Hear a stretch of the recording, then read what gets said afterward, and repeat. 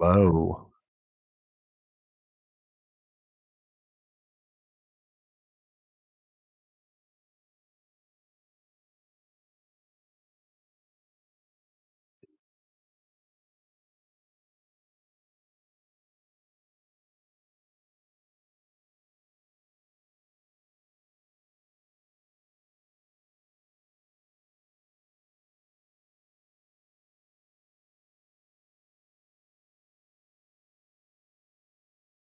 So basically, just a summary. Hang with us here. This is episode one.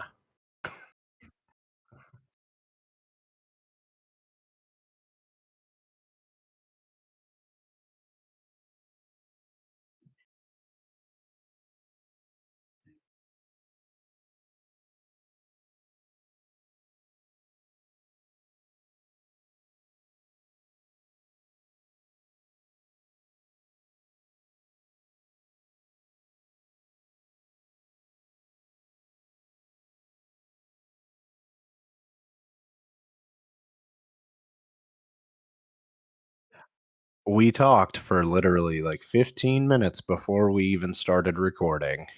I'm going to point that out to begin with. But just a quick thank you to everybody listening. We appreciate it. We worked together for a long time and we would have these conversations very, very regularly. And even back on Jacob and Toby's old channel, Cosmic Pizza, I would pop in and we would do album rankings at the end of the year, which we will be doing here in a couple weeks as well, which it should be very exciting. But yeah, so the first thing I want to talk about is what I'm playing because it has pissed me off for the last time today. I've been playing RoboCop Rogue City. And contrary to all the YouTube reviews that are saying, oh, it's a hidden gem, it's this, it's that, I'm here to tell you, as somebody that when they were 5 years old in kindergarten, what do you want to be when you grow up? I drew Robocop. I drew him. The game is not good at all. The facial animations are terrible. The combat is god awful. It is a bad Fallout game. Let's just be completely honest about it. Yeah, it is a bad Fallout game. Yikes. Dialogue options, it is a bad Fallout game. And today, because I've given it its fourth chance to re-win me over, I was playing and it was the bank heist mission. And once I got to a certain point with the Ed 209s and me clearing out the bank heist, the game crashed 3 separate times and I had to restart the mission each time. So moral of the story, do not buy Rogue City for $60. Buy Alan Wake 2 instead. Don't make the same mistake that I have made. Yeah, wait for it to go on sale. Like a heavy sale. Or on Game Pass so you don't have to pay for it. Yeah, exactly. And I guess I should say I am playing on the Series S, but to everybody that's like, oh, you're not playing it on PS5 or the Series X, yeah, my Series S runs stuff better than my X. I said what I said. Oof. God damn. Yeah. So what have you been playing? I actually, believe it or not, finally finally got to the Emerald Dream in WoW because the new patch came out and it's we've been talking about it for literally since the game began, but they finally came out with the patch and I've been meaning to jump in it, and because it looks pretty fun, honestly. A lot of the item sets look pretty cool and the story's all right. I mean, Dragonflight's story has been pretty meh.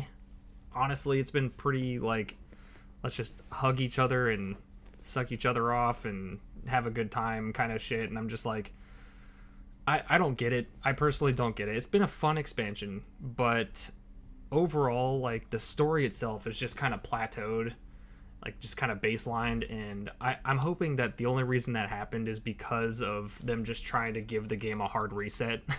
Which is what it feels like, honestly, because the game itself is fun. It's cool. Like, I still enjoy playing it, but nothing about this expansion has made me want to play regularly, is the thing. And then we're not Yeah. even going to talk about Shadowlands. Shadowlands was a fucking joke, but No, the stuff you're saying is very similar to Lightfall before I quit Destiny 2. I yeah, will be going back, but the stuff that now it seems like they're just trying to prey on people with nostalgia. So, like the thing that got me back into Destiny was them revealing that Cade is going to be back in final shape, yeah, and then literally what they're doing with WoW. oh yeah, no, and then now this season is the season of the Wish, and the 15th Wish is finally going to be available for the Last Wish rate. No, no, Damn. I'll log in day one and I'll get my exotic, and then yeah, I'll uninstall it again and See, wait until Final Shape comes out.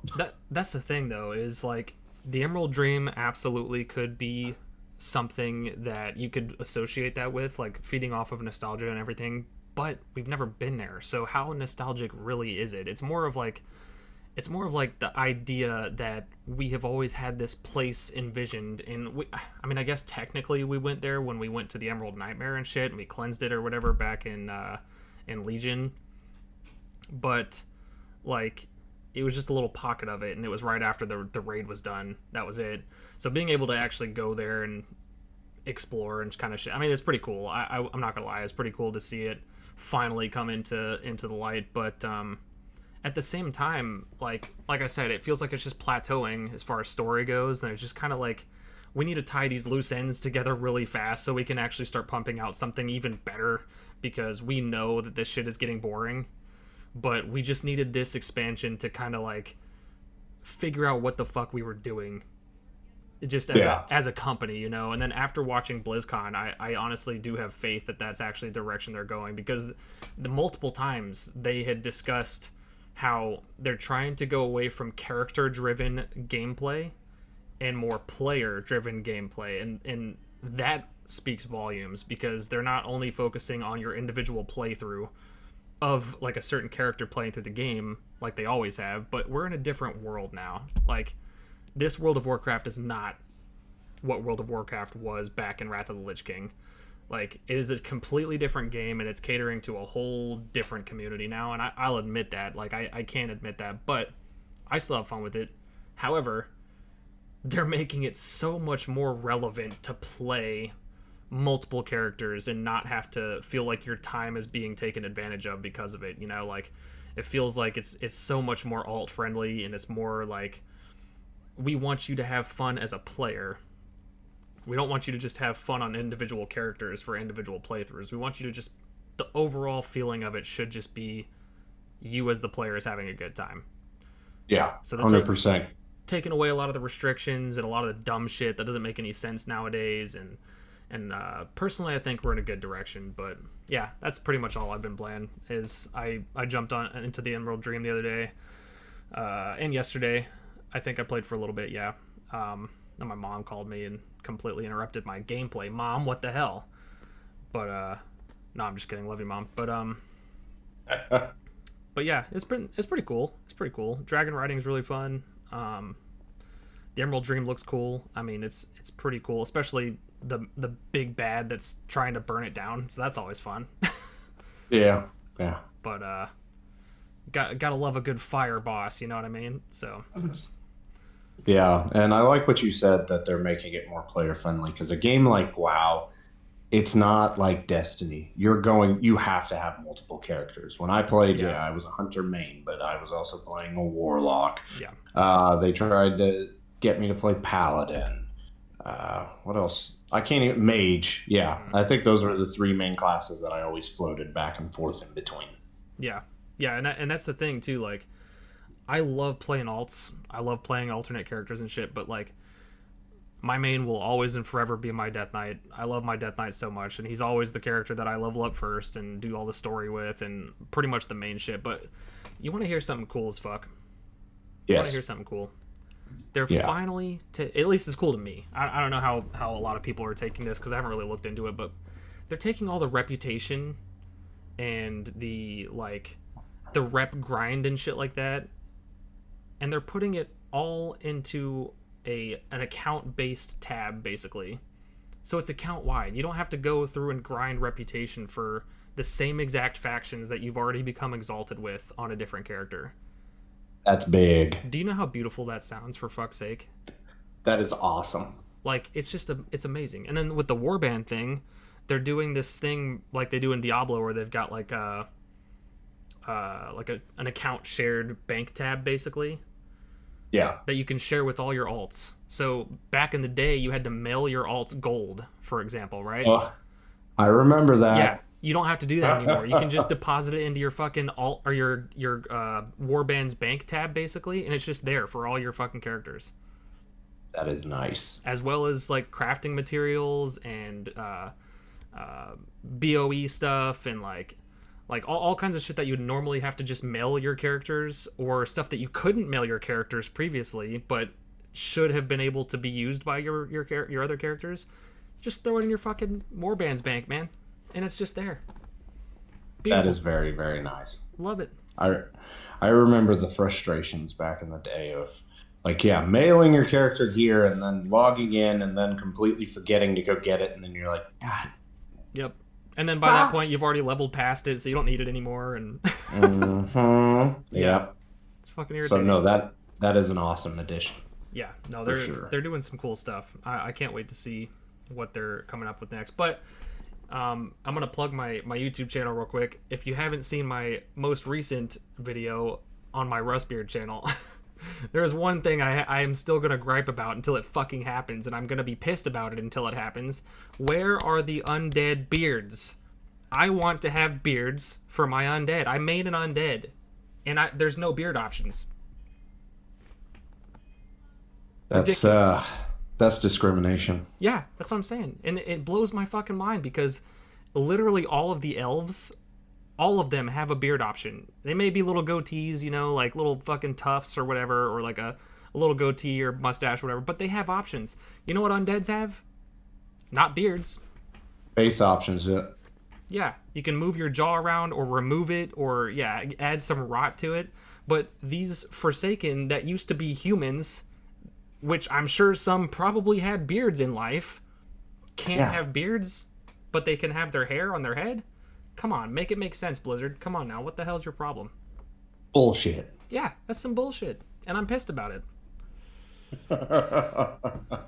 And it just frustrates me to no end, because they keep on adding, like, they've added so many new character customizations for all the races, including undead. But the last undead race options that we got for character customizations was like new skin tones and shit. I'm like, they're rotting. They already had like every hue of rotting flesh that you could have. Why did we add more of those, but we don't have beards? What the fuck? Hashtag undead beards. Yeah, hashtag undead beards. Make it happen. Make it happen. Make it go viral. I want it to happen as soon as possible, because I'm fed up maining an undead as a bearded person without being able to put a beard on my main. That's just fucked up. Yeah. Total bullshit. Can't stand it. I can't remember what well, first off, my night elf hunter's name was Check the Beef back in the day. That's an inside joke from a job at the time. But yeah, I know he had something going on. I can't remember exactly what, and no, I'm not going to log on to tell you what it was, because I haven't logged on since this first week of Legion. Jesus. Dude, Legion was banger though. I loved Legion.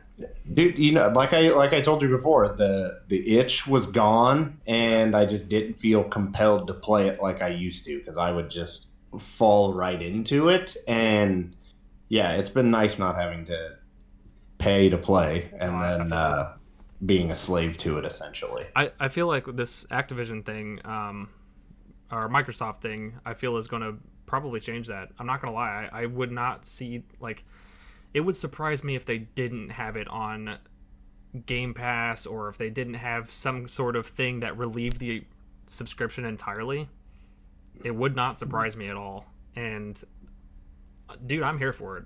I love that. I mean, I know a lot of the zealots and people that are just fucking like ridiculously like, no, that's my game, you know, those scummy people that just they want it to be their WoW, you know. They think it's dumb because it's going to allow more people that don't know what the fuck they're doing to log in and shit. And I'm like, no, more player. It's a fucking MMO. You want tons of people on it. I mean, that's what an MMO is. More people equals more money. Yeah. And yeah, there have been talks about it for a long time to try and get it over to Xbox. So now that Microsoft owns it, yeah, that's definitely going to be happening. Yeah, I can't imagine they'll port it to console or anything like that, but I could definitely see them putting it on Game Pass, like for sure. I would not be surprised at all. And I think that'd And be great for the community, for the game itself, the health of also, people would bitch a hell of a lot less about that in-game store where you can buy like mounts and cosmetics and shit like that. They'd bitch about that a lot less if they didn't have to also pay a subscription. hmm, I mean, that's just a fact. I be know a I little would. more inclined to throw money at it. Yeah, exactly. They'd be able to pump that store full of a bunch of really cool shit and not feel as guilty doing it because they don't have to fucking have a subscription fee anymore. What are we doing, Blizzard? Come on, get it together. Yeah. Uh, anyways, Anyway, so so I've been listening to, well, yesterday it was Bullet, mainly Scream Aim Fire and The Poison, which, yeah, we talked about that this morning, and that was funny. yep. Uh, today was all Slipknot, of course. I Yeah. listened to Iowa, and then kind of accidentally was listening to The End So Far. Because, like I've said before, I love Yen off of that album. It's a good song that it just kind of played through, and I wasn't hating it as much as I did the last time we talked about it. Yeah. Yeah, no, I feel you. I don't want to speak too much on Slipknot because I know we talked about doing a Slipknot episode, which I will definitely get into more there. But it's also been a minute. Yes. Like, it's been a hot minute since I've listened to, like, all of Slipknot's catalog, you know what I mean? So I need to just go back and listen to it all again. Obviously, like, Volume 3 and Iowa and, like, all those classic albums I've listened to too many times to count anyway, so those are burned into my head. But there's obviously, like, the more recent ones I just have not listened to nearly as much to have as much of an opinion on, so I'm gonna wait on Slipknot. But I definitely was listening to Bullet yesterday, today. It was so random too because, like, I don't know what happened, but I was on like a Pierce the Veil kick. I was listening to a shit ton of old Pierce the Veil and who else was I listening to? I had somebody else. Oh, Breaking Benjamin. I was listening to a lot of Breaking Benjamin and Pierce the Veil and, Fuck like, yeah. just a bunch of random shit like that. And I was, yeah. I still need to get a Breaking Benjamin tattoo somewhere. I don't know where I'm gonna get it or what it's gonna be, but I want one so bad. I fucking love Breaking Benjamin. Got it right there. I need to get mine redone because it's 18 years old as Yeah. of, like, what's today? The 20th? Yeah. It's also Yeah. it's also a hand Yeah. tattoo, so Yeah, it's 18 years and 9 days old. So, fingies are difficult. So Yeah. not a bad idea to get it touched up. But anyway, yeah, so Yeah. it's completely random. I was like, I just want to listen to The Poison. So I just fucking put The Poison on, Bullet for My Valentine, listened to it all the way through the deluxe edition, listened to all the covers and shit, and then for whatever reason I was like, I'm gonna keep going. I'm just gonna listen to Scream and Fire now. And I just listened to the deluxe edition Scream and Fire all the way through. And then I just played it again all day. Ashes of the Innocent. Yeah, dude, Ashes of the Innocent has been in my top 3 favorite Bullet songs forever. Like, since it's been out, I have loved that song. Hold on a second. I can actually tell you where I ranked it on mine. Because it's one of the bands that I knew would eventually get brought up with me, Karen and her brother. Or I thought I had it in there. Bullet for My Valentine at the time. Oh, shit.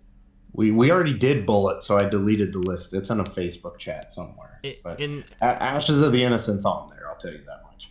At the time that Fever, I want to say, was released. Also great. I think it was Fever. That's the one with Your Betrayal and all that stuff, right? Yep. At the time of that album coming out, I had every single thing, music videos, commentary versions of the stuff that they had commentary on, every album, all of their EPs, their whole discography up until that point, all of Jeff Killed John from before they were Bullet for My Valentine. I had a Bullet for My Valentine wallet. I had like 5 different Bullet shirts. I had a Bullet for My Valentine necklace. Dude, I fucking loved Bullet for My Valentine. I had all that shit all on my iPod Classic. And dude, I no-lifed the fuck out of Bullet for My Valentine for a long time. No, it's actually funny you brought that up. I got one sitting right here. Mine got stolen and sold for drug money, so People suck. I got yeah. Actually, somebody gave me these a long time ago. My actual like 120 somewhere, but I've got 430 gig, like an old school video iPods mine was the from big back one. in like 2006. Mine was the biggest, like the biggest storage on it. I don't remember what size it was, but I know it was the biggest that they had at the time.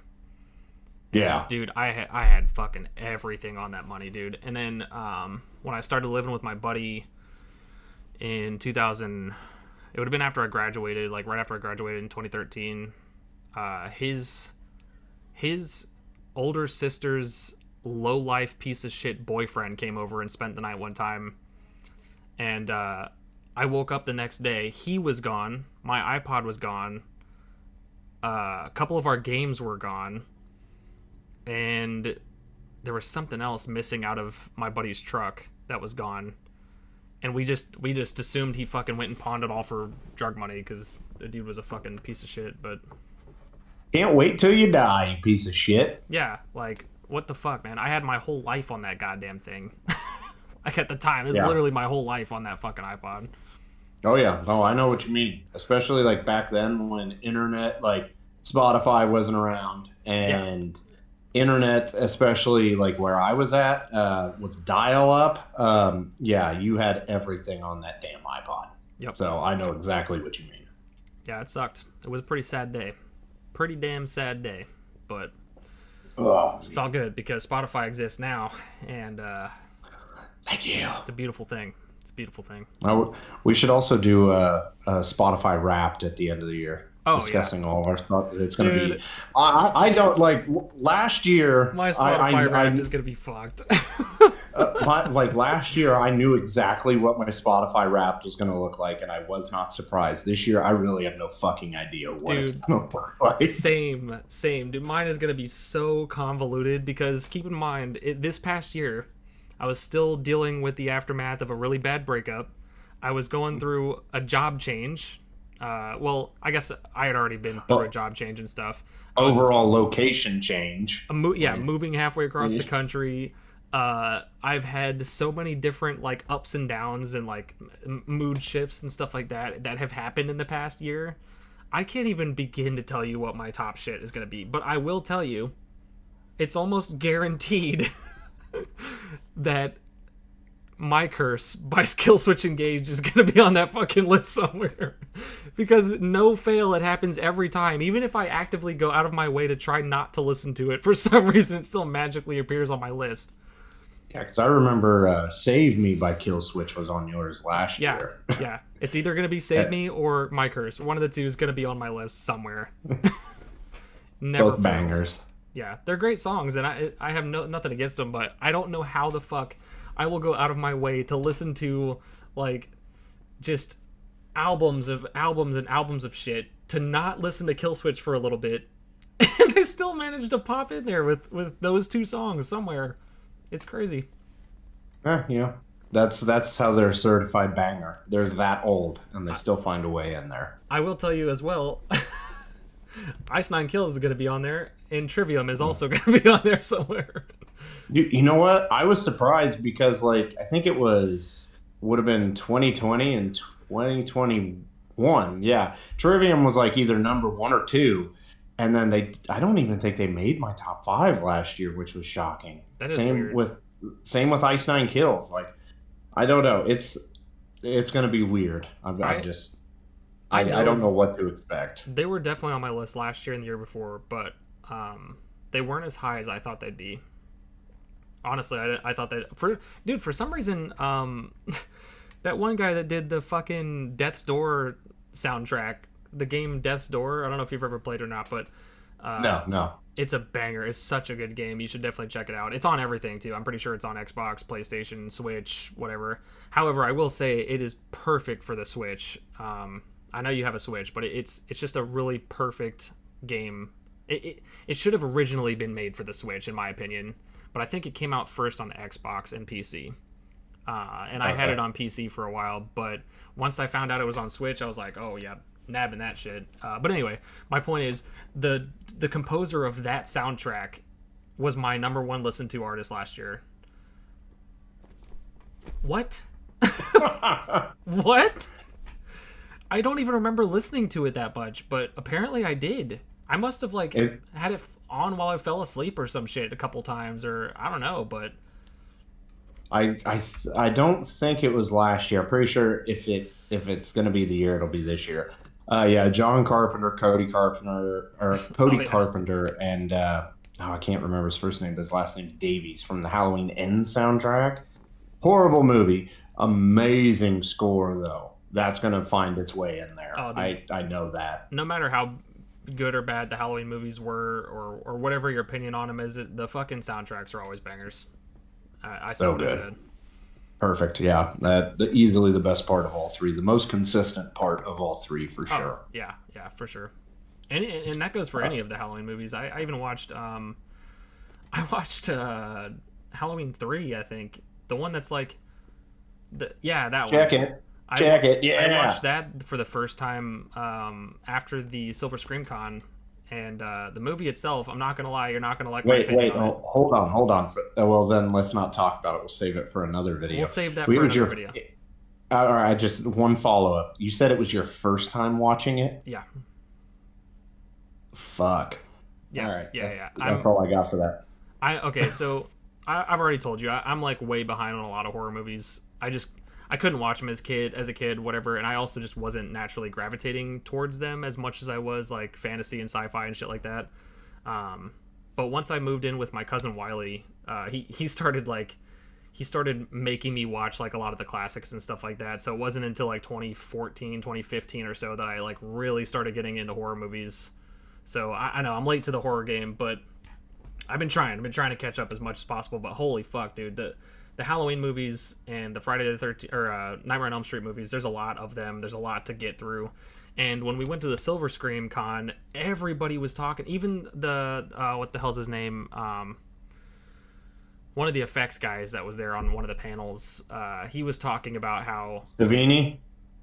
Yeah, maybe Tom Savini. Yeah, something like that. I want to say, but him and a couple of the other guys were talking about how Halloween 3 is just like, it was so underrated when it came out. Not a whole lot of people liked it, and they were like, what the fuck is this? There's no Michael Myers, all this kind of shit. And like, now it's like a cult classic and everybody fucking loves it. It's just kind of a weird like shift in the demographic for it, and people just all of a sudden started liking it out of nowhere. And he was just like kind of talking about how he thought that was really cool, how that happens a lot with horror movies where it'll first come out and they're just like, what the fuck is this? And then like a couple of years down the line, they're like, you know what? It's actually pretty good. Yeah. But no, I was too curious. I had to check it out because the second I heard no Michael Myers, I was like, wait, is that really a thing? What? Mm-hmm. What the hell? No, I remember I found out about that. I think I was like, God, I would have had to have been like 8 or 9. And my mom took me shopping to a place called Kay's Merchandise, and they had this Halloween 3-pack. It was 1, 2, and 3. It was like $10 on VHS. That's how long ago this was. And so she bought it for me. I went home and I watched 1 and 2, and then I put 3 on, and I was just like, the fuck is this? What? Where's fucking Michael Myers? Yeah. So yeah, no, that definitely happens to everybody. But the older it gets, the better it gets. Yeah. Especially Tom Adkins doing his thing in it. Fuck yeah, Tom Adkins in any '80s horror movie, sign me the fuck up immediately. Yeah. No, okay. And we'll get into this because we already got some Halloween stuff planned for the future, guys. Just you wait. We got some Halloween stuff. Yeah, you fuckers can see what's right above my thumb. You know we're gonna talk about it at some point. We got some Halloween stuff coming. Don't you worry. And I definitely got some hot takes as far as that goes. But I don't think my quote unquote hot takes for Halloween 3 are nearly as severe as you might think. It's more so just like I'll have to rewatch it again before we do that video anyway, but like I don't know. I don't want to say too much, but yeah. But I had some thoughts. Let's just put it that way. Keep them wanting more. Yeah, don't worry. I'll talk about it, but not right now. Not right now. Uh, Uh, but so I was peeping some stuff here, and there there really hasn't been any like major new game releases. Obviously, Spider-Man 2 being like the biggest, and then Alan Wake, even though it's kind of flying under the radar. uh, Oh, well, Super Bal- Mario Wonder, I Bal- guess, but that was a couple weeks ago. Baldur's Gate.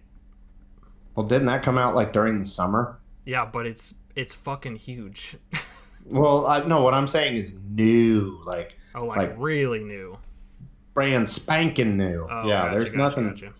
I There's thought we were nothing. just talking about just generally this year stuff that's come out, but Oh yeah, we can. You want to talk more about RoboCop Rogue City? I've got more thoughts. I just really filtered that shit down. Yeah, games. There's not a whole lot. Music, at least the type that we listen to, I didn't see anything mm, that really caught my eye. I don't One know. thing I or I don't, oh go ahead. I don't know how you feel about Andre 3000, but have you heard any of the stuff going on with Jesus. that? Okay, so this So is I just haven't listened to it yet, so I don't know like what the deal is, okay. but All right, I'm not even joking. I did not know a thing about that until 2 days ago yeah, same, because same. Tony posted like happy birthday on Karen's wall and stuff. Yeah, And then he said some comment about some Andre 3000 flute album. And I was like, what the fuck is he talking about? She asked me, she's like, what does he mean? I have no idea. yeah, Then the next day, I saw more about it and I was like, oh, okay. And then today, so it's just been within a 48-hour window that I've just found out about this. So yeah. I don't know anything about it. I don't either. I just, dude, everybody's talking about it on my timeline, and people are like praising the living hell out of it. And then you'll get this one comment or two that's just like, yeah, what the fuck is this? This is dog shit. And then I'm like, okay, I don't know. Like, I liked Outcast. I like Andre 3000. Like, I, I remember listening to maybe not a lot of that when I was younger, but I definitely have nostalgic thoughts that pop into my head when I think of Outcast and Andre and all that stuff. So, like, and seeing that he's coming back after so long, making an album that is being talked about this much, like straight up pulling a Tool, like Yeah. just straight up out of nowhere blasting an album, just that everybody's talking about, is kind of cool. Like, I think it's a cool thing, but who the fuck would have known? Like, I didn't know anything about it. And then everybody's talking about it on my timeline and shit. I'm like, what the fuck? So I've been meaning to listen to that really hard. Yeah. Because No, I am my interest I is am piqued. definitely I'm gonna check it out, and I'm of course gonna make Karen check it out too, just since she's a professional flute player. Yeah, yeah, So, exactly. so yeah, maybe she'll have some thoughts or comments on it Yeah. next week. Oh, I'd love to hear him. Movie wise, week of Thanksgiving, so I don't think there's really anything big coming out. But I did want to talk about two bigger ones that just came out this past week. Okay. Um, Hunger Games: The Ballad of Songbirds and Snakes, or Snakes. It's the Hunger Games prequel. Karen's gonna stab me for that, for butchering that. Because we were supposed to go see it at some point, either yesterday, today, or tomorrow, but my work schedule got screwed up. She couldn't move her stuff today, and she had a concert on Sunday. So we're going to go see that next week. But I've been seeing the reviews coming back for it, pretty decent, middle of the road. If it's like the first four Hunger Games movies, I'm gonna be left wanting more because Yeah, yeah, yeah.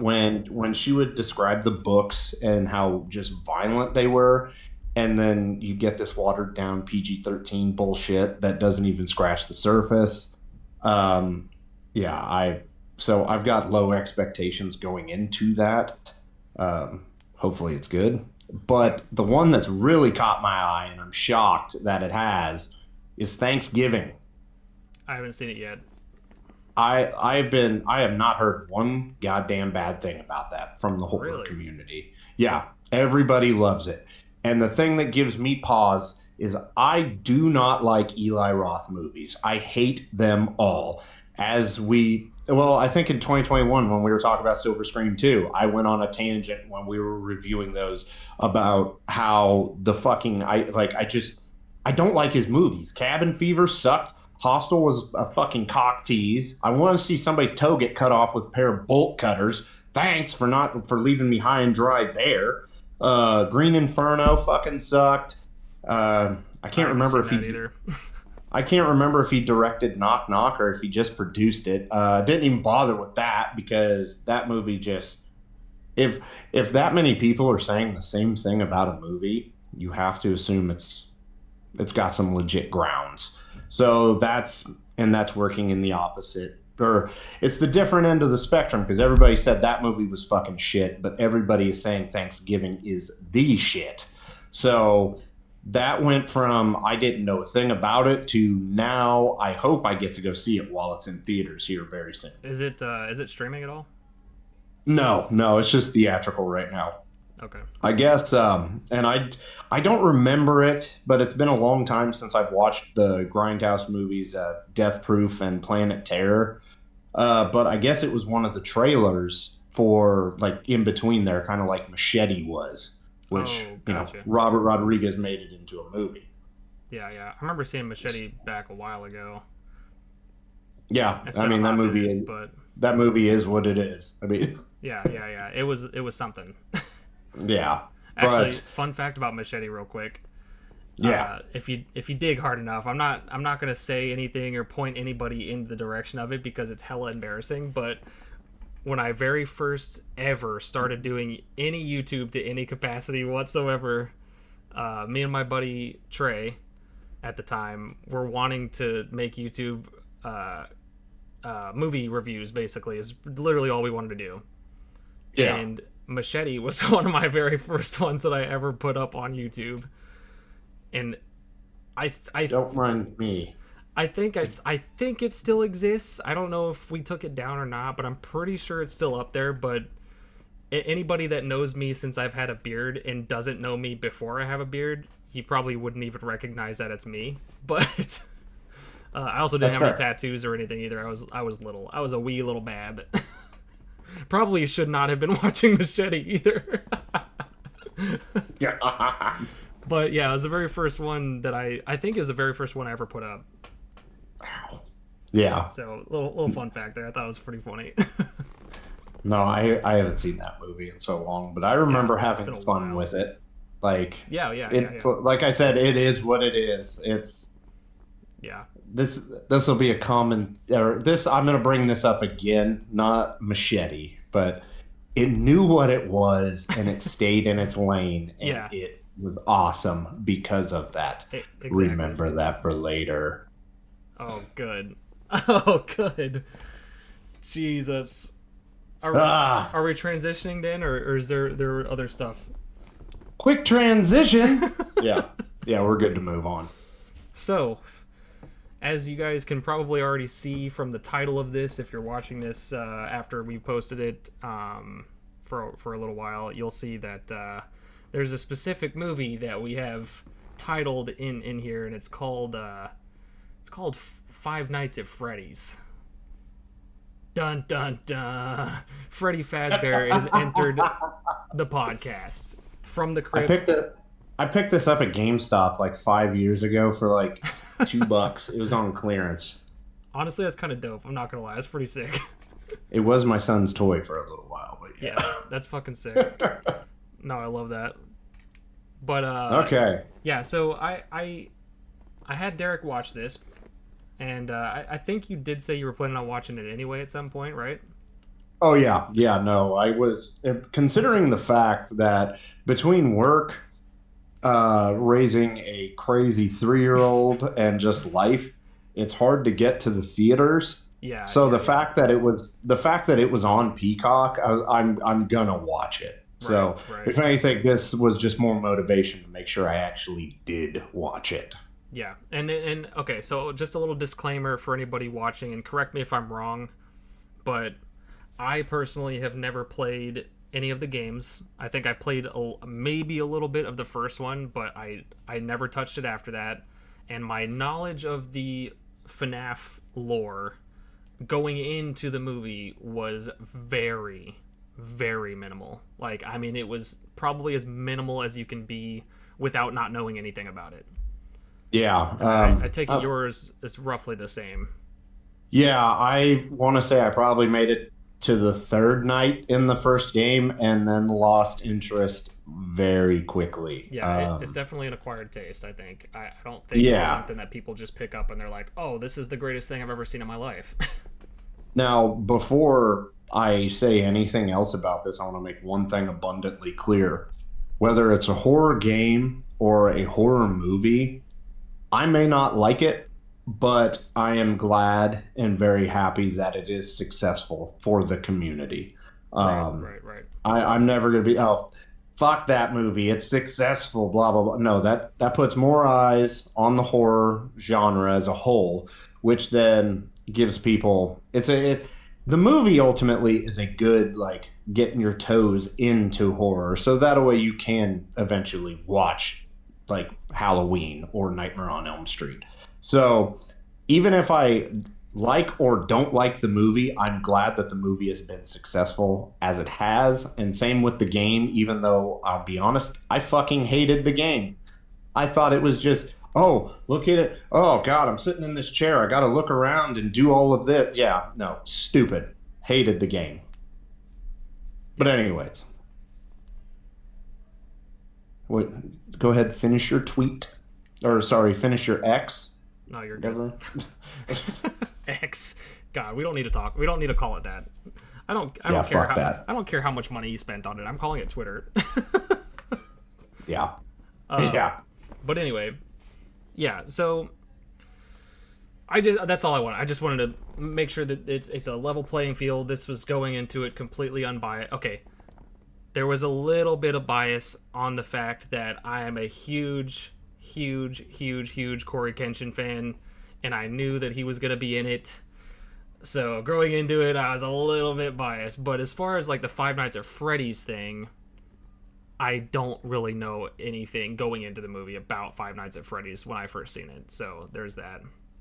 So basically, yeah, we're just going to be taking it for what the movie presented, Yeah. and the story that it laid out for us. Exactly. Not like, oh, well, the game did this. Why did the movie? No, we're not doing that. Yeah. So this is just based entirely off of what the movie showed us. Right. Exactly. So, I mean, that being said, if you want to go ahead, kick it off. Okay. And I will backbone off of your stuff because I've got some thoughts. I do. Do you want to give an overall rating of it first, or do you want to do that last? Oh, let's do that last. Okay. Because I have a feeling that some of my very strong thoughts will be, oh, he's going to absolutely despise this movie. Which I'm not going to say I despise the movie. There are worse movies out there. Oh yeah. There are also much better movies out there too. Absolutely. So first off, movie stars Josh Hutcherson, or as I've kind of already mentioned, another franchise he was in. He's PETA forever until he dies, and he was a bitch in the Hunger Games too. Nothing will erase that. PETA. But yeah. And then Elizabeth Lail, which I believe she played the cop Vanessa in the movie. And then Matthew fucking Lillard. Yeah, your boy, Matthew Lillard. Oh, dude, so fucking glad to see Matthew Lillard back. Yeah. I'm glad to see Matthew Lillard in any capacity. Yeah. I love that man so much. I'll just throw this out there as a side note. Stu's still alive. Convince me otherwise. So PETA plays a very troubled young man who he is hung up on the past because a terrible incident happened to him when he was younger, and his parents are both deceased, and he is raising his, I believe she was 10 years old, but young kid sister. So he, because of his past trauma, it's hard for him to keep a job.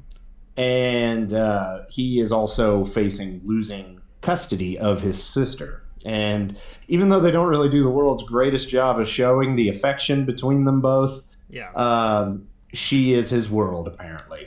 And does not want to go with the mean bitch aunt who is trying to take custody of her because, and I quote, she just wants the state check every month. Fuck that bitch. So yeah, he gets fired from a job, and then they're trying to find him a new one, and boom, he starts working as the overnight security guard at Freddy's Fun, or what's it, Freddy Fazbear's Freddy Fazbear's Pizza or Family Diner or Freddy Fazbear's Pizzeria. Yeah, I think that's something right. along those lines. Yeah, I'm getting the fuck. Okay, so one more disclaimer. After the movie, I did go back and watch a bunch of lore videos, and it confused me even more. So, like, Yes. I am probably mixing up because there were several different Freddy Fazbear's in the games. I know there was like a Freddy Fazbear's Family Diner thing. There was a Freddy Fazbear's Pizzeria. There was a Freddy Fazbear's whatever. I mean, there was like 3 or 4 different ones if I remember correctly. So I don't remember which one they used in the movie, but but It just says it's Freddy Fazbear's Pizza, not okay, okay. Pizzeria or Gotcha. something. So if anything, we classed it up a little bit. Yeah, Um, sounds better. but then, first few nights he's there, he falls asleep on the job because that's what you do when you work an overnight job. Uh, I will just say I'm guilty of that. But but yeah, so he's having dreams because he's constantly trying to figure out who the man was that took his little brother, Yeah, or man, person, whatever. to the point where he harasses children in his dreams. Yeah, Like he straight goes up, he goes in. he tackles a child. Yeah, it's not the only person he tackled in the movie either. Yeah, he beat the shit out of that dude at the mall. Yeah, the thing is, dude, the second I seen that, I was like, it was probably the dude's kid or dad. That was probably his dad, and he just fucked him up like hard. Oh yeah, Spoiler alert. yeah. Which by the way, yeah. There will be spoilers in this. Yeah. There will be heavy, very spoilers. Before we continue, spoilers all over the place after this point. But so yeah, he has his dream. He dreams every night, and he tries to remember everything because there's some theory out there that like we remember everything that we see. We just have to know how to unlock it. So when he's at Freddy's, he figures out like, oh hey, I'm getting closer to figuring this out. Yeah. So he's not really doing his job. He's sleeping on the job. But hey, if the man can sleep and get paid for it, who wouldn't do that? So he's got my support there. And then what else? Then Vanessa, the cop, comes and yeah, which I just want to say. The character. Please say whatever it is you got to say about Vanessa. Okay, hold on. Let me just finish very quick plot summary. She shows up, blah blah blah blah blah. Oh my God, the animatronics are alive, and then bad stuff starts happening, which we'll go further in depth on. End of plot summary. Okay, the characters in this movie, for the first half of the movie, I did really like this movie because the way it sets everything up, you're like, what the fuck is going on with this? I want to know more about what's going on. I'm intrigued. This is a mystery. And but then you eventually hit a point where you're like, oh, okay, he's fucking acting way too goddamn fishy. He's in on it. Yeah. She knows a whole mess of shit that she is not letting on to. And they got to the point where he was just asking questions and then they were deliberately changing. Like, it's like, no, like if I asked a question and they just straight off ignored it and started talking about something else, I'd be like, no, answer my fucking question first off. That never happens in this goddamn movie. And that is a frustrating thing for me because it just seems like an easy out of sorts. Yeah. I've got a thing about that. The whole like not telling him anything because she directly tells him later on after he's getting frustrated. He's like, dude, just tell me what the hell is happening. I'm just trying to understand. Like, genuine. That's what I would say in that situation. Look, just tell me what it is that you know, because I want to understand personally myself. This is not any sort of like backwards trade at all. I just want to know what the fuck is going on, why my life is in danger, why my sister's life is in danger, why your life is in danger. That'd be nice to know. And she just straight up says, I've been telling you, but you're not listening. No, you haven't, she bitch. hasn't said anything at all. She didn't say a word about any of that. And then he feels guilty after she said that, like he's not listening to her. My boy, Mr. Hutcherson, you're doing fine, man. She literally didn't tell you a fucking word. She didn't say anything to you. And you need to stay awake. My mind. Yeah. You need to stay alert. Yeah. That was seriously what it was. And it's like, that ain't telling me a fucking thing. Like, oh, God. Dude, you can slap my wrist all you want about falling asleep on the job, but when you're talking about animatronics coming to life and committing atrocities, that's not just don't fall asleep at work, silly. No, you gotta fucking tell me some stuff. Come on, man. Yeah, God. Like I said, first half of the movie was good. Where it took a turn is when they were having the fucking sleepover party.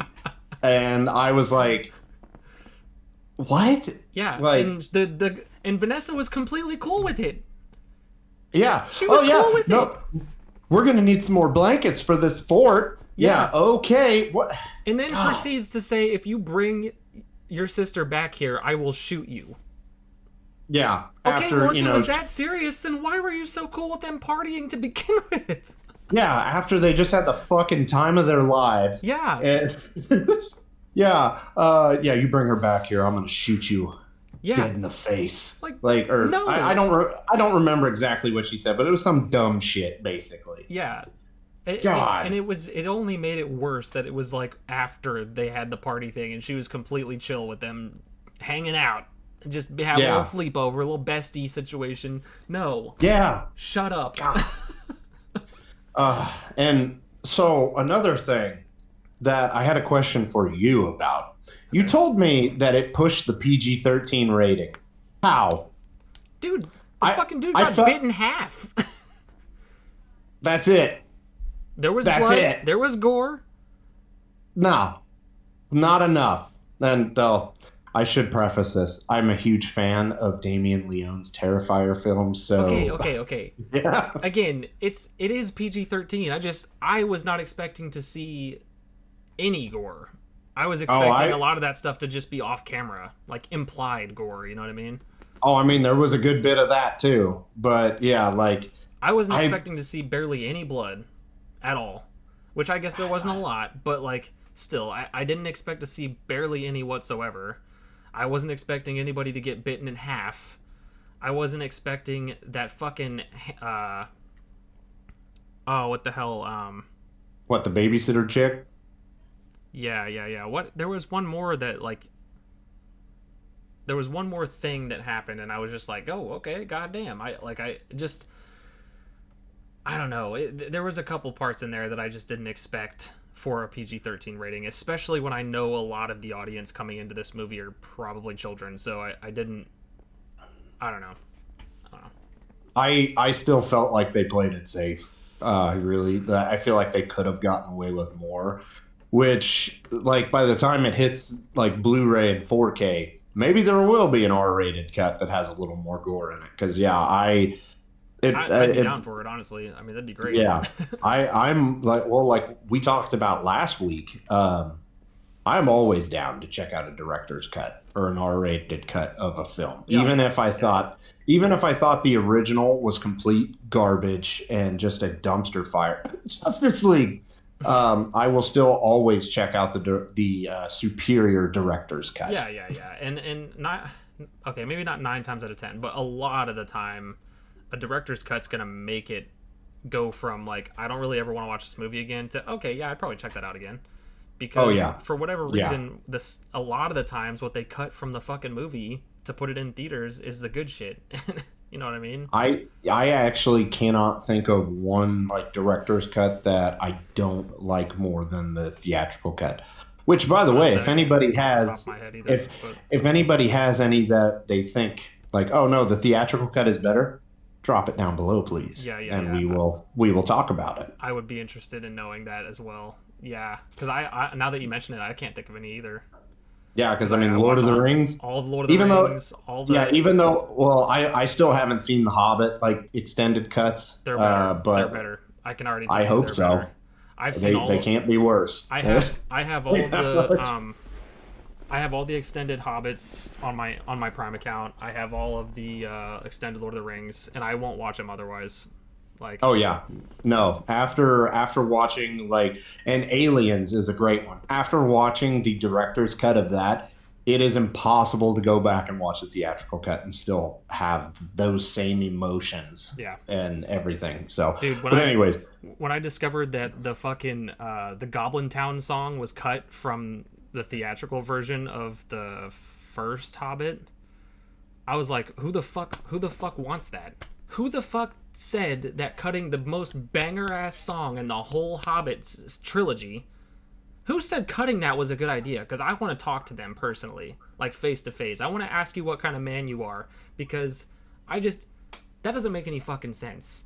It's literally the best fucking song in the whole entire, like, even in the cartoon, it was just a banger ass song. It's a fun, catchy little bop.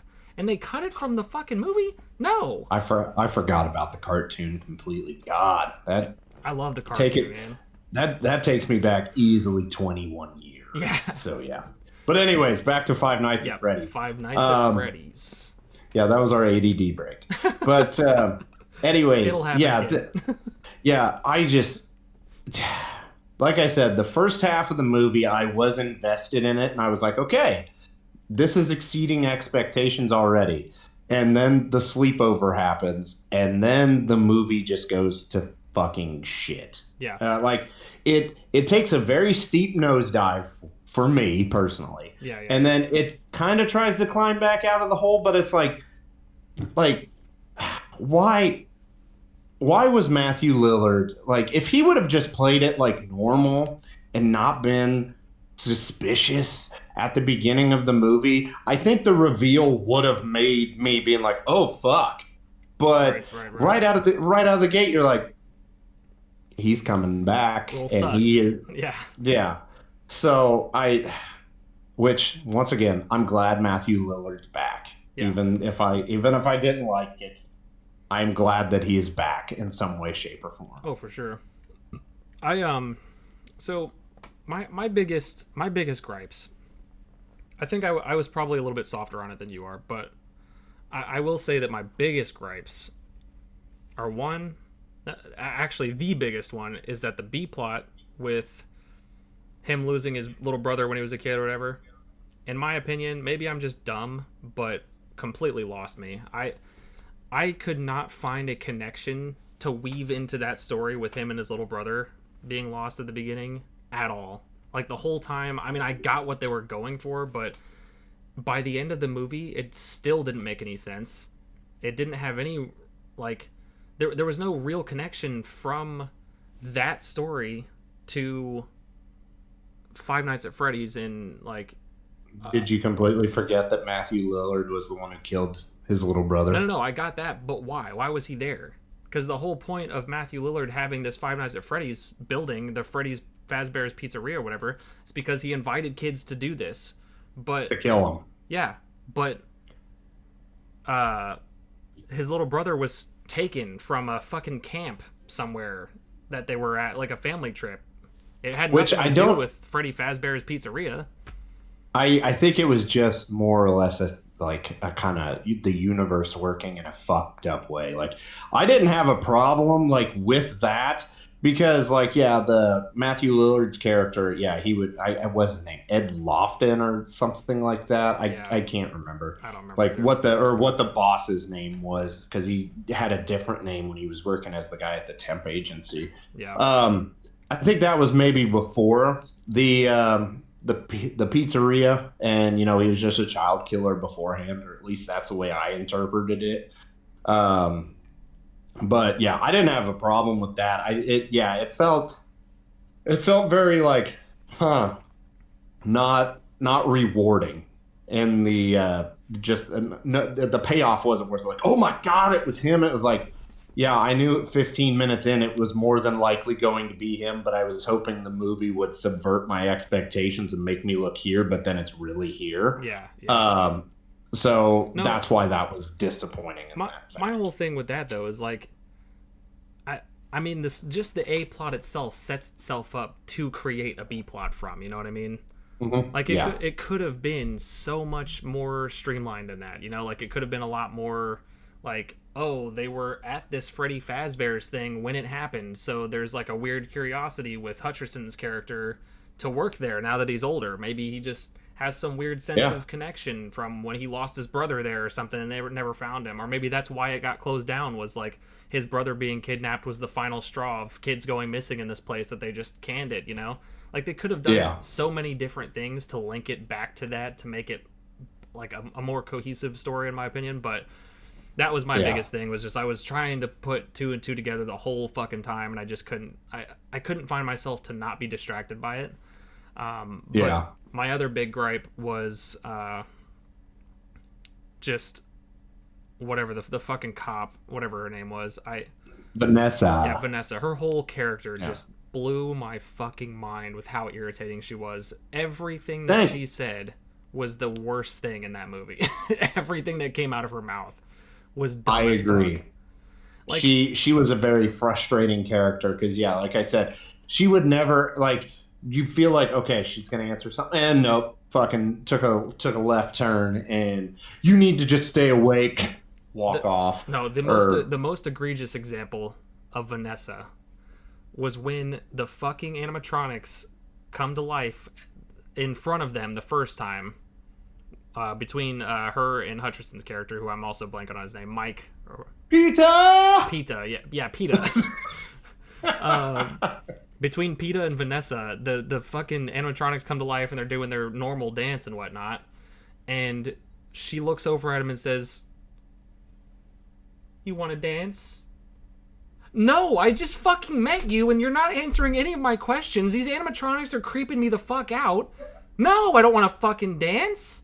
I want fucking answers, not a dance, bitch. Yes. Shit. And then, Yeah. literal seconds later, they break down and she says, "Oh, maybe next time."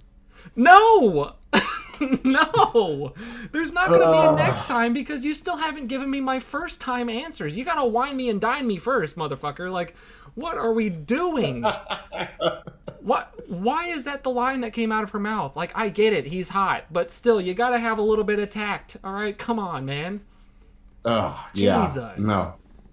She overall like so with the acting and stuff, I felt that everybody did good Yeah, in yeah, that yeah. aspect. Like I I agree with wasn't that. like oh man, that was just the worst acting I've ever seen in my life. They did good, but God, the script really could have they yeah, it's frustrating. That's that if you gather anything from this movie is just frustrating. And yeah, then the big reveal at the end was just kind of like I said, it was like, oh, fucking saw this one coming a mile away. Yeah. Like, And wasn't, if it wasn't obvious for anybody to begin with, Vanessa ruins that whole fucking thing too, because I'm pretty sure she alludes to it a couple times as well. yeah, If it wasn't already like in your face, you know, like yeah. they did So, no good job whatsoever at hiding it at all. spoilers. Yeah, Vanessa is Matthew Lillard's daughter. Yeah. And, Honestly, just her being so um, mum about everything was enough to make me think that she had some connection to his character, like yeah, because she yeah, was being because, so fucking sus the whole time. yeah, she was literally acting the exact same way that he was at the beginning. So it's very easy to be like, there's a deeper relationship there.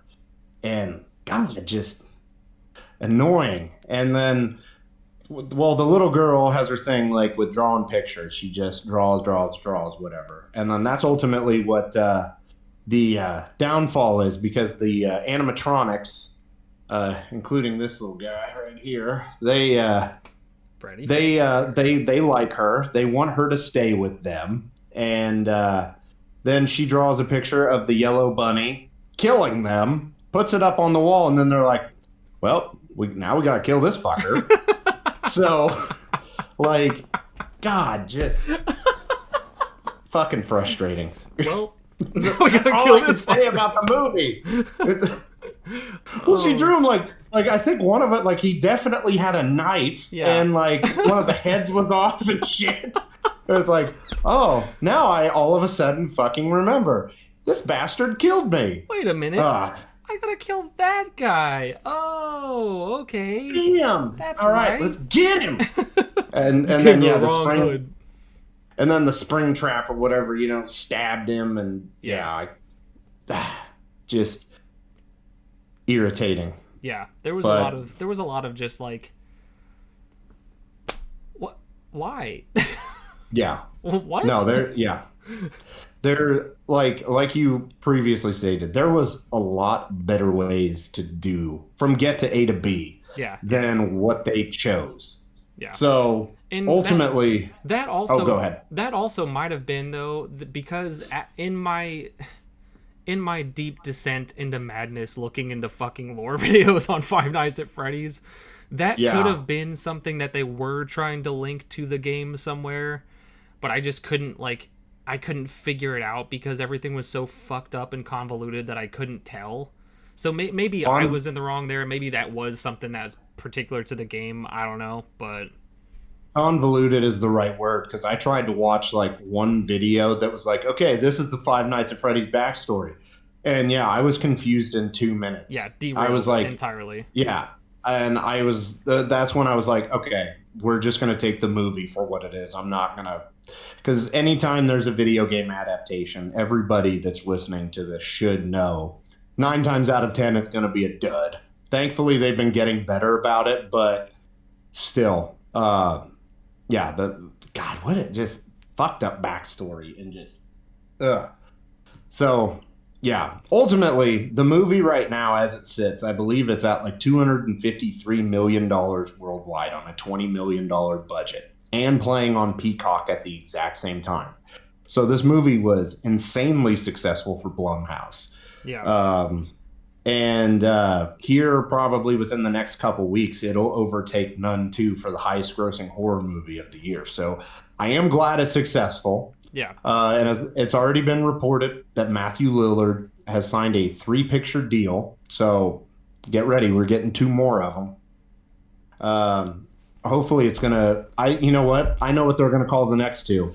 Five Nights at Freddy's Kills and Five Nights at Freddy's Ends. That's what's going to happen next. And Five Nights at Freddy's Ends is gonna be just so fucking dumb that we just can't even come up with anything to save it other than the fucking soundtrack. The animatronics are going to transfer fear into people, and then God no. All right, anyways. Oh god. I'm gonna give my rating, and then I will talk a little bit about the extra research that I haven't told you about that I did for the movie. Oh, good. Okay. Actually, Okay. before you do that, I do want to say that I did have some positives. Okay. Oh yeah, no. I did have some positives. I loved the animatronics themselves. I thought they looked cool. I mean, especially like, the budget for them was really good. I saw some behind the scenes clips and stuff of them where like with some of the kids like with the animatronics and shit. Super fucking cool. I thought that was really good. And overall, the camera work for this movie was fucking phenomenal. I thought a lot of the different shots that they got were really cool, really unique, very creative. And they still kept it pretty simple, because obviously the demographic is children, so they got to keep it to where kids are going to like stay focused on it and shit. I get that, but for a kids horror movie, I think they did really good with the cinematography. The effects were really cool.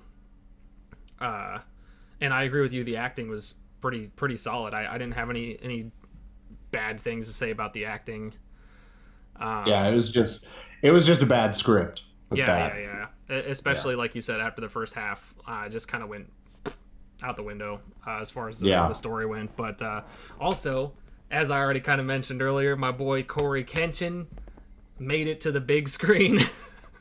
Which is it's really cool to see. And if anybody here watching, or Derek, if you're not familiar with Corey Kenshin, He is a YouTuber, and he basically his channel blew up from playing Five Nights at Freddy's, so that's why it's so special Oh, for okay. him. Yeah, he got fucking massive off of Five Nights at Freddy's. Like, this was one of the things that he just really loved to do. He was super passionate about it. He's super funny. If anybody ever gets, Derek, you included, if you ever get a chance to watch any of Corey Kenshin's videos, check out the Spooky Scary Sundays that he does. It's funny that I'm saying this because I even called it out in Peyton and I's podcast as well.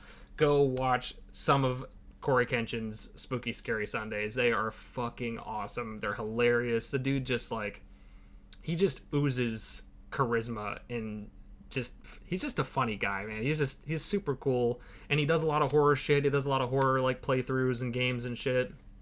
But basically the premise of Spooky Scary Sunday is like he just pulls up his Twitter or whatever, and people submit like fan made like short films, basically short films or short animations and whatnot, and they're all horror, and he watches them with whoever's watching, and he kind of gives a reaction to him, of course, and talks about him a little bit, plugs their channels and stuff like that, which is super cool of him to do. And overall just has a good time. I mean, and a lot of the shorts that do play are fucking phenomenal. Like, especially for the low budget, like small production crews and stuff that they have, they are fucking phenomenal sometimes. Even the live action ones that get submitted, like, are just incredible. But anyway, it was really cool to see Corey Kenshin pop up on Five Nights at Freddy's, and I seen his reaction to the trailer when they announced it, and it was his reaction. He knew the whole time that he was in the movie, obviously, but he was reacting to the trailer like he had no fucking idea that he was going to be in it. So by the time his character popped up on the fucking trailer, he started busting out laughing like he knew the whole time. He's a little fucking cheeky ass bitch, but good stuff. I love to see it. And then I think the dude from the Film Theory, but that's just a theory. A Game Theory. That guy. What the hell's his name? I don't know. Another YouTuber. He also made it into the film as well. He was the diner guy at the beginning. I know they tried to get Markiplier in Yeah. there, but for whatever reason he didn't do it. Because he was like, I watched him play Five Nights at Freddy's way back in the day. That was one of my gripes, was a missed opportunity to have Markiplier in it. Not that They should have I'm done complaining, because I loved Corey being what Markiplier probably would have been, if it wasn't Corey Kenshin. But They could have made it work with both of them. Let's be honest about that. I'm pretty sure, and Peyton and I talked about this a little bit, the reason Markiplier probably didn't do it, he probably did get asked. Like, he more than likely did get asked. But we're pretty sure it's because he's working on his Iron Lung movie. Okay. He's currently working on his own movie, and it's looking pretty fucking good, not gonna lie. He's got 2 other opportunities. I'm sure he will find his way in there for a cameo at the very least. If Markiplier doesn't make it into a Five Nights at Freddy's movie, they have pretty much they've sold out. They're done. They fucked idiots. up big time. Yeah. Terrible choice. No, I like that. I like that you brought up the positives because, I mean, Matthew Lillard, of course. Oh yeah, Matthew Lillard, hands down, major positive. And then, I agree with everything you said. The animatronics looked really good in the movie. Cinematography was good, was very good. That's about all the more I've got for positives because I already aired out all my negatives. Vanessa being the biggest negative. Vanessa could have been scrapped from this whole thing, and I would have probably brought it up a couple of ratings. I don't like saying that, but I got to agree. It was pretty bad. So speaking of rating, okay. Yeah, I'm gonna go with a 5.5 out of 10, right? Out of 10, yeah. Okay, 5.5 out of 10. I think, I don't know. I think I definitely liked it a little bit more than you, probably, at the end of the day. But I probably wouldn't go higher than a 6. Maybe a 6.5. Like the beginning half, like we said, I was sitting at like 7.5. I was like, all right, I'm interested. I'm not bored and checking my phone or anything. But then after the sleepover, it went downhill and it tried to recover and it didn't. And that ultimately sunk the whole freaking movie for me. Yeah. But my surprise research. So, Oh, good. as some of you may have known, there was a couple other animatronic movies put out with animatronic things killing people.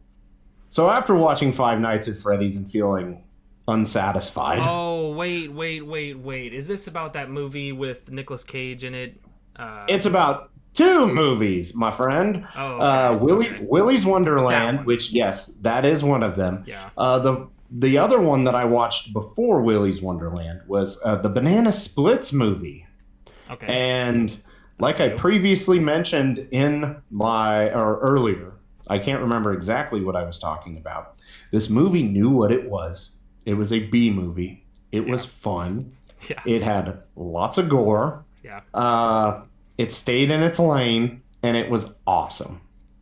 I would give Banana Splits a 7. I would definitely watch that one again. Willy's Wonderland, on the other hand, I fucking loved Willy's Wonderland.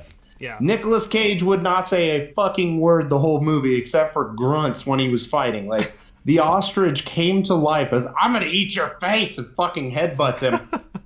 Not a fucking word. He just beats the shit out of an ostrich and then he bags him up and he gets back to cleaning.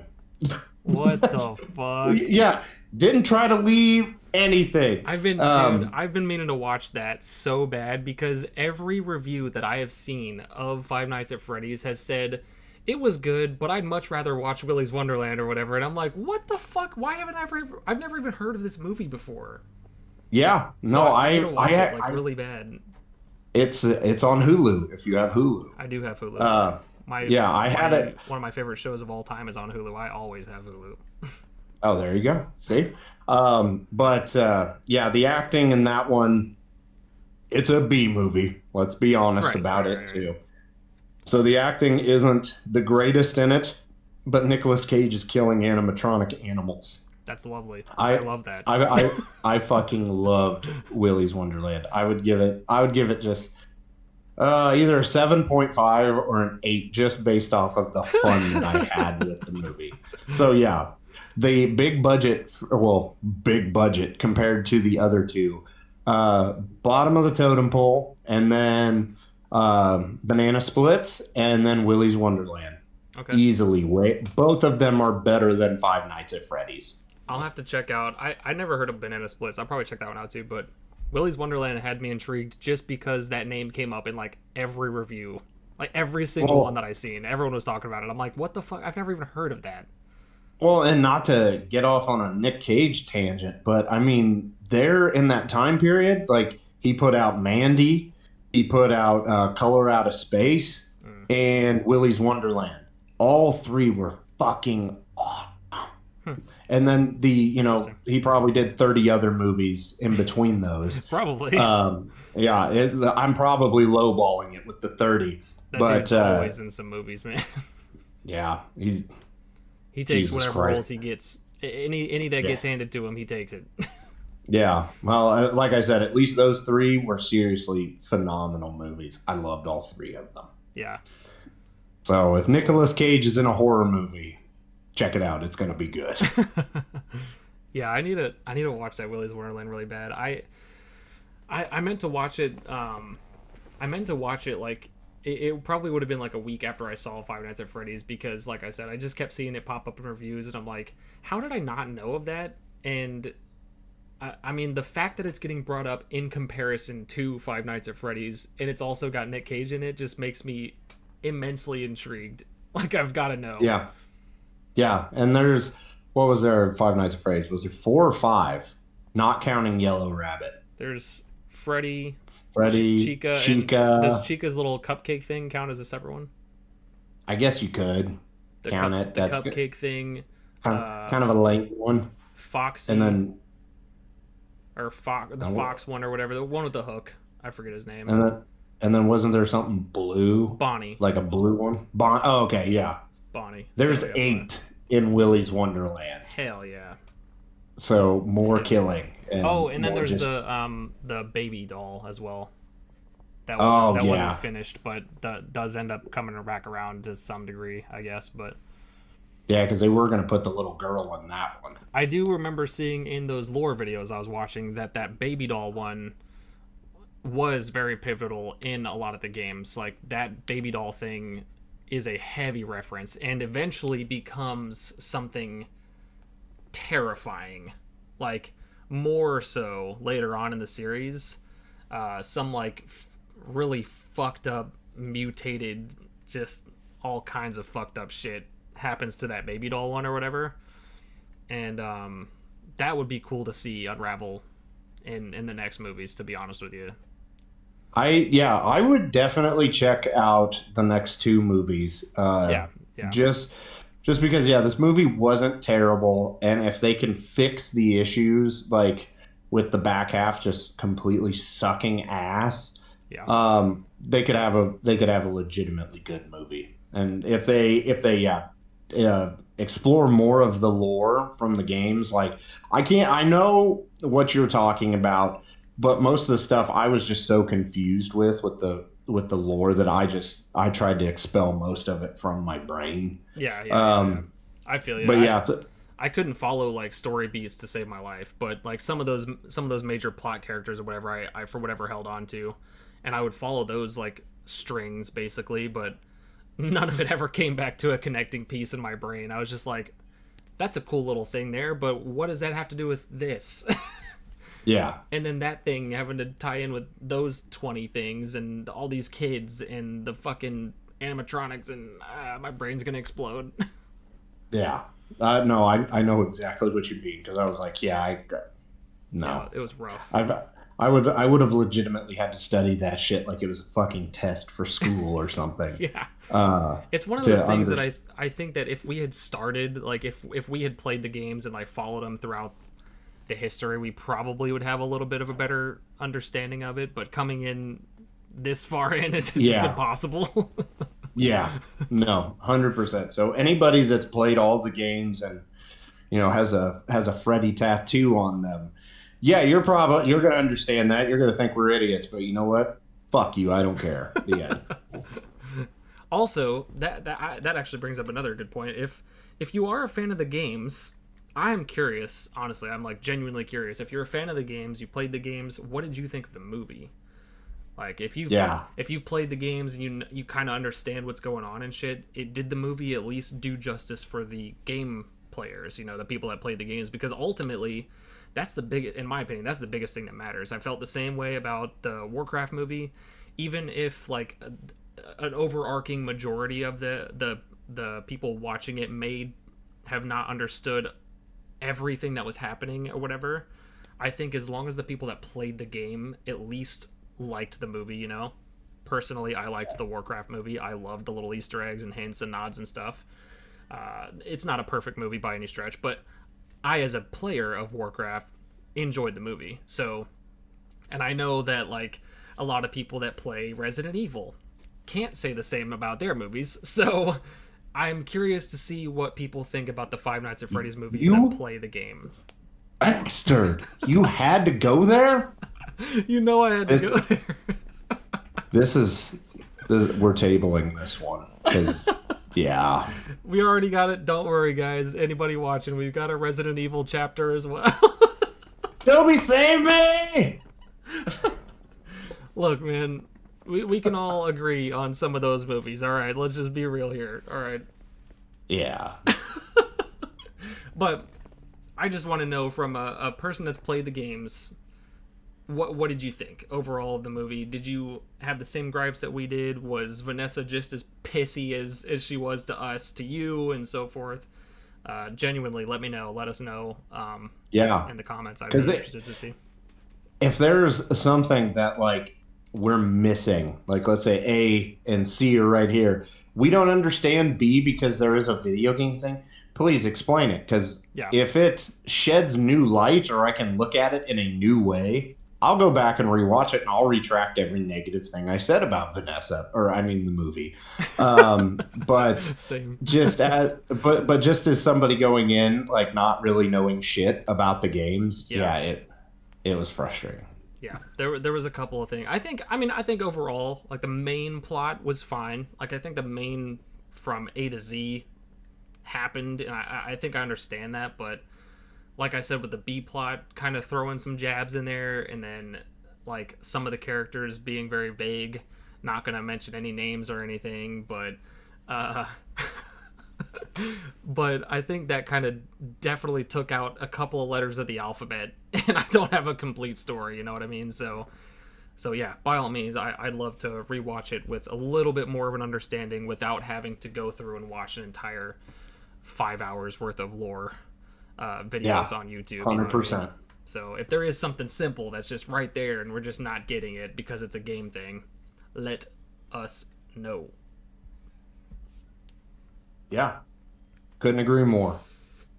But yeah, no, I don't have a problem. Look, if I rate a movie over a 5, I would probably give it another shot. Like with new information, I would give a movie that I've rated a 5 another shot at least, just to see if maybe I was in a weird mood or some shit, when I watched it or something.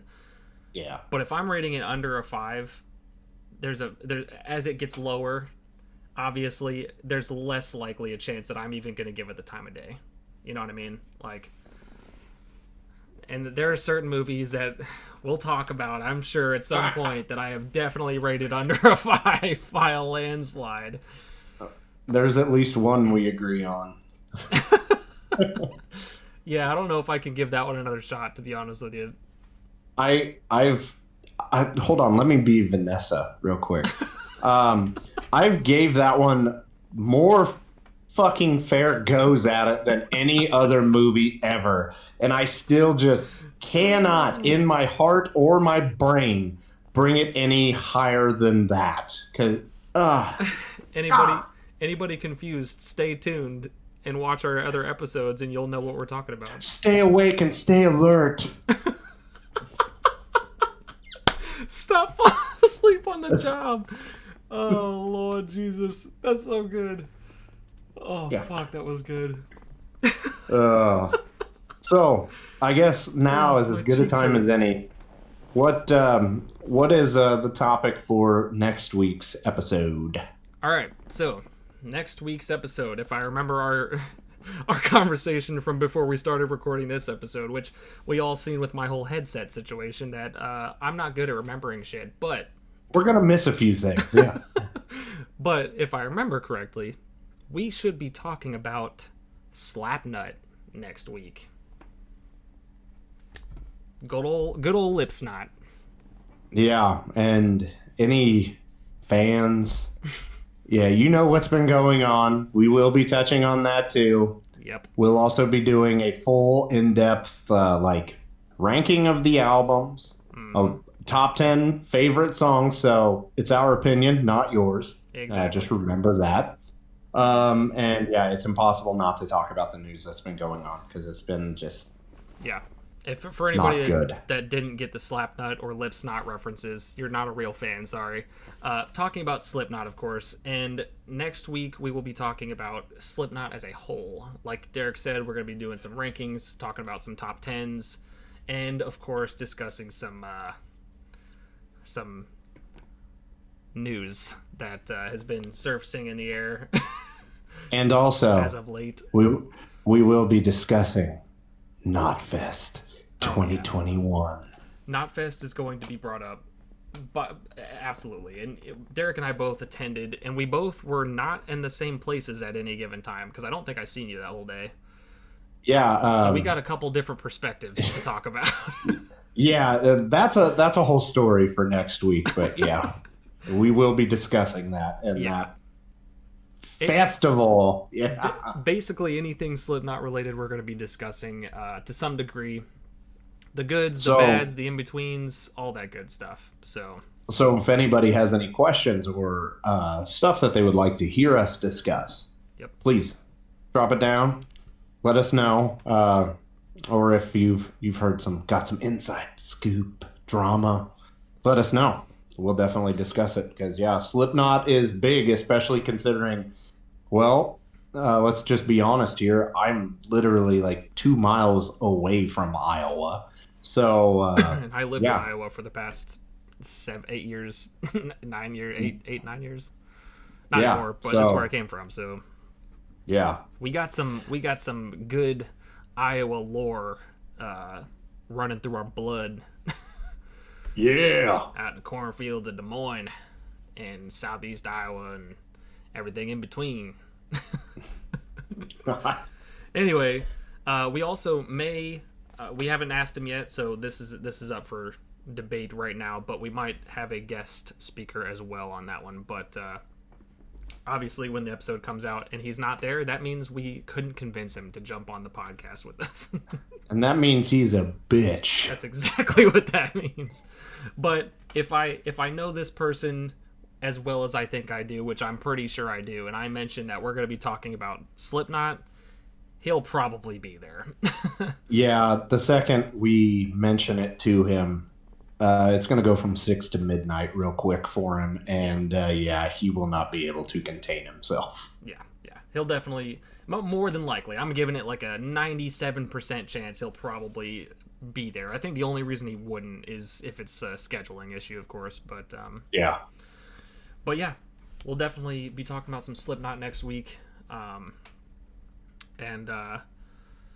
yeah, let us know if there's anything that you'd like us to talk about or anything that you'd like us to touch up on during that episode so we can write it down and so forth. And then, as usual, make sure you leave any comments for this video via any of the topics that we discussed, any pointers that you could give us, not Freddy Fazbear's fans that just have never played the games.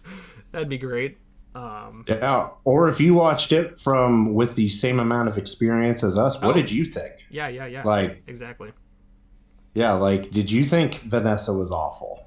Right. Or yeah, anything about it?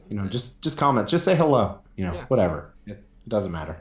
Absolutely, and be sure to if you enjoyed this podcast, make sure you slap the like button and whatnot. That'd be great. Make sure you subscribe and all that good stuff for us because we love you and we want to have subscribers. Yes. To stay tuned and keep up to date with our shenanigans. But yeah, that's all I got, Derek. If you got anything else, feel free. All I'm gonna say is I'm wearing a totally bitchin' Pumpkinhead shirt right now. Hell yeah. That's it. That's all I got. I don't even know what shirt I've got on. Oh, I got my Plea the Sword shirt on. Rest in peace. Yeah. I think they broke up like a couple weeks ago. That's the perfect note to end this episode on. Good job, Jacob. Yeah. They still have great music on Spotify. Go check them out. But yeah, I think they started a new thing. Sorry, guys. All right, we'll see you next time. Peace. Bye.